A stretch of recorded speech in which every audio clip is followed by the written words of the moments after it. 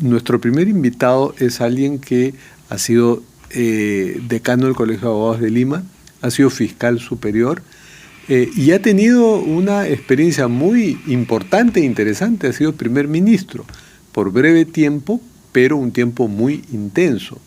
Él fue el primer ministro de este gobierno. Gracias por acompañarnos, doctor Pedro Angulo. Muchas gracias por la invitación. Primero le pregunto qué le parece, tal vez usted en el breve tiempo que estuvo en el Palacio de Gobierno, le hubiera parecido interesante contar con un vocero. Me parece una figura importante. Cuando he estado en la Fiscalía se ha hablado de la creación de un vocero para dar facilidad a la información que espera el periodismo, el público en general. Cuando estuve en el Consejo Ejecutivo del Poder Judicial en la época del doctor Duberlí Rodríguez Tineo, él también tenía la idea de generar un vocero. Hasta ahora en esas instituciones no se ha dado. Me parece que es una buena señal. Esperemos que funcione y otras instituciones probablemente lo van a imitar. Sí, es primera vez que hay un vocero en el despacho presidencial y en Palacio de Gobierno en general, porque el vocero ha solido ser pues el primer ministro, ¿no? En parte sí, claro, después de la presidenta. Sí, aunque el primer ministro suele ser el que más habla. Bueno, últimamente estamos viendo que la presidenta tiene más exposición, pero ahora tal vez con el vocero se va a retirar. Es una división del trabajo, pues, claro, según convenga. ¿Y qué le parece esta ley que la ha saludado el vocero? Porque tiene un efecto pues beneficioso para la presidenta. Sabe que podrá viajar sin que haya esta duda constitucional sobre la ley del ejercicio remoto de la presidencia. Claro, el tema clásico ha sido el hecho de que un gobierno no debe tener solamente una cabeza, sino considerando que pueda suceder un accidente, una desgracia, también alguien que lo reemplace. Por eso la figura del vicepresidente, prácticamente en todos los países. La realidad es que nosotros tenemos inclusive primer y segundo vicepresidente. Ahora, accidentalmente, por los sucesos históricos, es que solamente está la presidenta, pero la modernidad está dando la ventaja, la posibilidad de que a través de medios estemos comunicados, estemos donde estemos. Entonces, ¿usted está de acuerdo con la decisión del TC? Teóricamente es algo que puede darse. Entiendo que los viajes pueden tener algún beneficio, alguna necesidad para el país, y en esa medida es razonable. Claro. Si hay imposibilidades, digamos, un tema pues es que la presidenta se accidente y que finalmente tenga que ser reemplazada por otra persona, porque se dice que un viaje siempre representa un riesgo. Y igual va a tener que ser aprobado por el Congreso cada viaje. Claro. Eso se mantiene igual. Quería tocar con usted algunos temas que son complicados para el ejercicio de la presidenta y complicados para la señora Dina Boluarte, que entiendo es su amiga. Nos conocimos desde la época del Colegio de Abogados de Lima y ya fue parte de mi junta directiva. Cuando usted fue decano. Cuando yo fui decano del Colegio de Abogados. Y ahí quedó una buena relación que la animó ella a que lo llamara para ser su primer ministro. Entiendo que se formó un debate, eso es algo que yo me he enterado después. Ella misma ha mencionado que ella no era tan partidaria, pero hubo otras voces que sostuvieron que sí debía ir, y bueno, al final fue lo que sucedió. Eso es algo que me he enterado posteriormente. Pues usted estuvo unos días allí porque le tocó algo muy complicado y a eso quería ir. Bastante complicado. Sí, hubo pues serias protestas y hubo represión a las protestas, resultado de la cual hubo algunos muertos. Incluso usted está comprendido en la acusación constitucional, ¿no? Por algunas de las por responsabilidad. Yo no sabía eso. ¿Usted no está comprendido en ninguna investigación? Yo entiendo que lo que hubo fue una investigación en el Congreso y que esa investigación fue archivada. De allí no pende sobre usted otra acusación. Tengo entendido que ha habido también un resultado de la investigación que se realizó en la Fiscalía de la Nación, pero que yo sepa no me han mencionado como en la acusación constitucional usted acusado. No está. ¿No? O sea, usted solo se le investigó, pero no ha pasado a la fase de acusación. Usted pues tampoco estuvo todo el tiempo en el premierato, ¿no? Y entiendo que también mi defensa ha demostrado que yo no he incurrido en ninguna responsabilidad. la responsabilidad es más achacable a los entonces ministros de Defensa, que Alberto Tarola, su sucesor en el Premierato. Se entiende que a título de sospecha, ¿no? Más o menos claro, lo que justifica una investigación formal. Estamos hablando de investigaciones. El tema es que si estamos recordando estas cosas es porque un testigo protegido ha dicho que la presidenta tuvo acceso a uno de los interrogatorios para hacer una declaración fiscal. En el caso de ser cierto esto, porque es el dicho de un testigo protegido que tiene que ser corroborado, que dijo que su abogado Oscar Nieves, que de pronto usted lo conoce, sí, lo habría conozco. facilitado y habría conseguido a través de sus contactos que la presidenta pueda contar con un interrogatorio, con la lista de preguntas que le iban a hacer en un interrogatorio a la fiscal de la Nación, entonces Patricia Benavides. ¿Qué le parece? Bueno, teóricamente es algo que en otros ámbitos se da, ¿no? En lo civil sí hay un pliego de preguntas, pero teóricamente en lo penal no es algo que se deba dar, es un tema que se tiene que investigar, de hecho, ¿no? O sea, de hecho sería irregular. En lo penal sí no es regular, claro. Ilícito, por lo menos desde el punto de vista de la fuente fiscal que haya dado eso. Claro, hay una irregularidad funcional que determinaría de probarse que se le abra una investigación, ¿no? Por la autoridad de control o la institución que le ¿Y competa. la presidenta o su defensa tendrían alguna responsabilidad en eso? ¿Alguna corresponsabilidad con alguien de la fiscalía que haya propugnado eso? Estamos hablando teóricamente. Claro, ¿no? sí, sería parte de la investigación que se tuviera que hacer, de qué modo fue efectivamente conseguido, ¿no? Si es que se dio, si es que hubo, no sé, un convencimiento, porque aparentemente si hubo la interposición de un abogado, ya no es, digamos, entre comillas, la generosidad del fiscal, sino es ya otra cosa, entonces sí amerita una investigación. Ahora, más serio es ahora el tema, aunque cuesta decirlo, porque en el otro caso estamos hablando de responsabilidades, por lo menos políticas, y se investiga así penales, en la muerte extrajudicial, según dicen incluso algunos informes de la Comisión Interamericana de Derechos Humanos. Estamos hablando de la muerte de por lo menos 49 peruanos. En el otro caso, el que le voy a mencionar, estamos hablando de la exhibición de relojes y joyas que habrían sido donados, es el término que utiliza el fiscal de la Nación, a la presidenta. Este tema está en estos momentos penal y políticamente más complicado. ¿Cuál es su opinión sobre eso? Yo he visto, y no solamente me parece que en el documento de Human Rights Watch, y también en un documento de la Defensoría del Pueblo de esos momentos, he visto efectivamente que se ha utilizado la palabra de ejecuciones extrajudiciales. Pero definitivamente para que se hable de ejecuciones extrajudiciales estamos en algo bastante serio, porque ejecuciones extrajudiciales existieron en la época de Pinochet. Ejecuciones extrajudiciales estuvieron en la época de Franco. Eso significa que hay gente a la cual se la rapta, se la saca de su domicilio y se le fusila y se le entierra o se le echa en el mar. Sí. O sea, estamos hablando de cosas que son impropias de esos documentos. Claro, pero como usted bien dice, esos términos están mencionados en esos documentos. Así es. De entes multilaterales. Que los descalifican. En mi concepto los descalifican, claro, porque yo manejo esos conceptos de derechos humanos. Y entonces son absolutamente impropios y más aún al nivel que ellos mismos reconocen que todavía estaban en un nivel inicial de investigación. El Ministerio Público habla de homicidios y hasta de genocidios. Sería una exageración también hablar de genocidio, porque el genocidio también tiene un concepto de derechos humanos.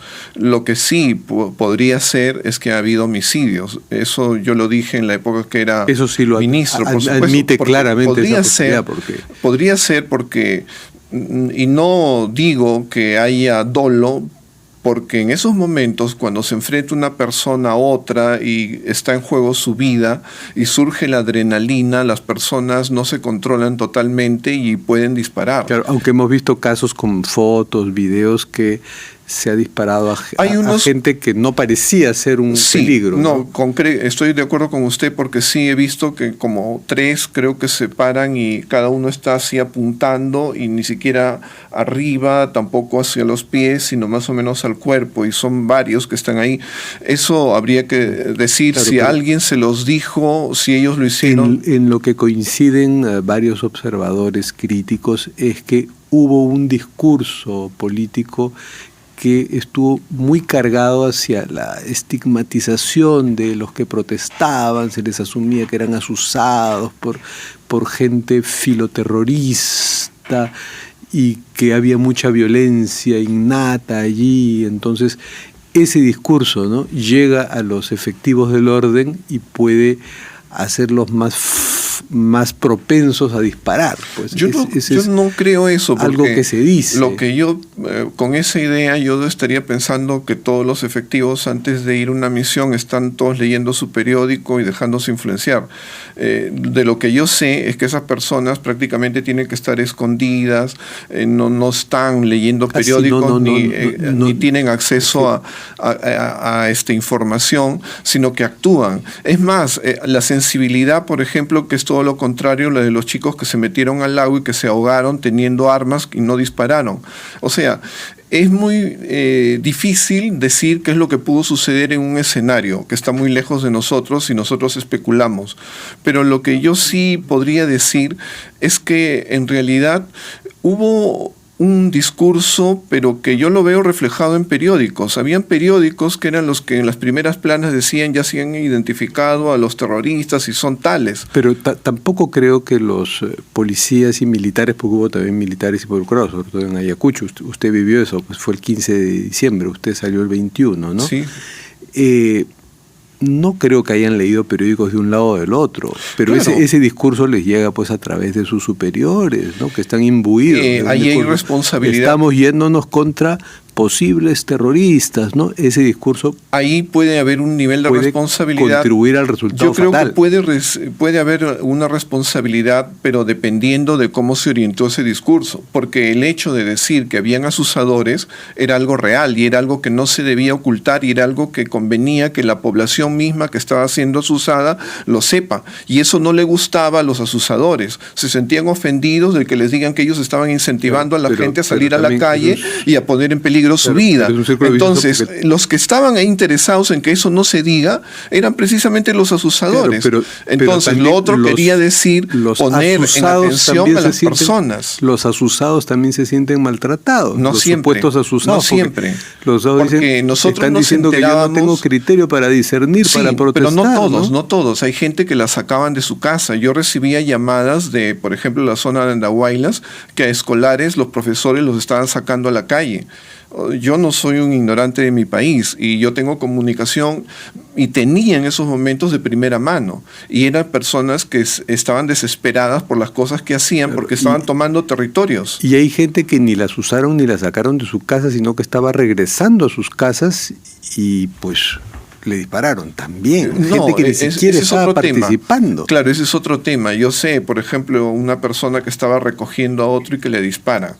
Pero ese es otro tema. El hecho de que hayan asusadores era una realidad. El hecho de que estaban soliviantando a las personas era una realidad.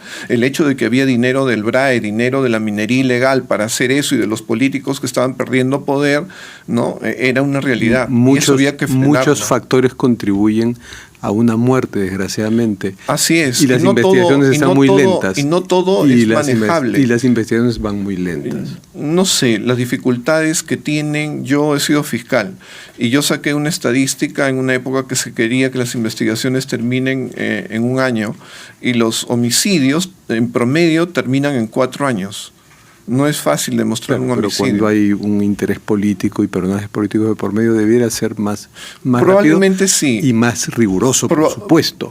De todas maneras, pero uno de los grandes problemas que en estos momentos hay en la Fiscalía, yo lo sé porque tengo amigos fiscales, es el tema presupuestal.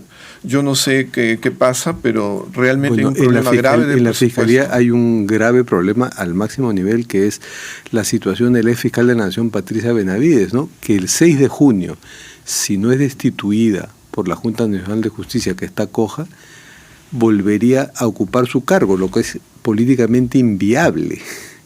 ¿Qué salida hay ahí? La verdad que yo, como es fiscal, no solo me preocupa, sino me apena lo que está sucediendo en el Ministerio Público.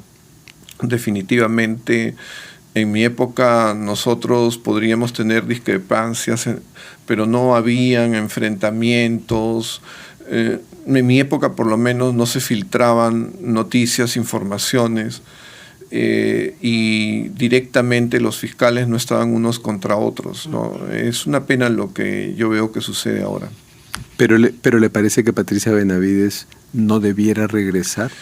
Hay instituciones que son las que se van a tener que pronunciar en las investigaciones que en estos momentos se están dando, y por el cargo que yo tengo en estos momentos en el Poder Judicial, prefiero abstenerme. De asesor, entiendo. El jefe del gabinete de asesores, así es. Del doctor Javier Arévalo, así es. Eso entiendo, eso le hace complicado dar opinión donde estén involucrados los poderes. Pero entonces, volviendo a los temas que afronta la presidenta, el tema de los relojes, donde hay, además de las respuestas que tiene que dar ante la Fiscalía, hay respuestas que tiene que dar ante el país, porque claro, el país también necesita algunas respuestas. ¿Por qué nuestra presidenta usaba objetos donados, regalados o prestados tan caros, creyendo, según lo dijo en algún momento, que eso la ayudaba a representar mejor al país? Sí, bueno, es un tema que también se va a ver judicialmente y al máximo nivel, porque quienes en un momento van a procesar ese tema son jueces supremos, y tampoco es conveniente que yo exprese una opinión. El presidente se cuida mucho de eso. Ahora último, porque recibió una medalla del Ministerio de Trabajo, porque él es laboralista, se le ha acusado como que está perdiendo la imparcialidad, y eso es absolutamente injusto. Pero complicado, ¿no? Porque el protocolo también obliga a ciertos dilemas. Cuando recibió esa invitación, usted como su asesor probablemente lo conversó con él, por lo menos pensó, ¿no? ¿Debo o no debo aceptar esto? Él se ha estado cuidando mucho, precisamente porque estaba todavía en ratificación de la Junta Nacional de Justicia. Y recordará usted que cuando él ingresa todavía, él estaba en elecciones para postularse a la presidencia, la Junta Nacional de Justicia filtró un documento diciendo que él tenía un pedido de destitución. Eso sucedió en la Junta Nacional de Justicia. Entonces, si bien es cierto, lo archivaron después, lo cierto es que él sabía que no habría algún problema con él, entonces él se ha cuidado. Luego de la ratificación, él ha estado aceptando algunas medallas, y la realidad es que él inicialmente ya la tenía, porque él fue nominado como comendador en esa orden del trabajo en la época de Alan García. Y él dice, en esa época nadie dijo nada, y ahora, porque es la época de la presidenta Dina Boluarte, lo critica. Y porque la política está más judicializada que antes y la presidenta está investigada. Pero lo cierto es que también los políticos son los que difunden ese tema de la judicialización de la política. Los políticos no quieren ser investigados porque ya se está judicializando la política. Todos lo dicen. Pero por lo menos nos gustaría saber si pensó en la eventualidad de no recibirla. Estuvo pensando, pero la realidad es que ese ofrecimiento en principio fue ciudadano. Eso surgió de la Universidad San Martín de Porres. Hay una comisión que es la que aprueba esa medalla, no la aprueba ni el ministro de Trabajo ni la presidenta. Y esa comisión está formada por empleadores, por sindicalistas, por abogados. La realidad es que él no le debe la medalla a la presidenta. Es más, la presidenta pudo no estar, porque esa medalla le entrega el ministro de Trabajo. Hubiera sido mejor. Pero bueno, es una decisión política ya a nivel del gobierno. Política, usted lo ha dicho. Pues. Bueno, muchas gracias, doctor Pedro Angulo. Espero conversar con usted pronto sobre tantos otros temas. Encantado, será un gusto. Terminamos con nuestro ritual de las cartas sobre la mesa. Por favor, escoja una carta y lea lo que diga en la carta. A ver, vamos a ver. ¿Qué dice la carta? Pienso que el amor es la más bella cosa que la felicidad. Por eso creo que es una verdad. Es un tema de rock peruano sesentero, los Daltons. Bueno, siempre hay que amar. Así es, la carta es un recuerdo del programa. Muchas gracias. Muchas gracias, amable. doctor Pedro Angulo. Y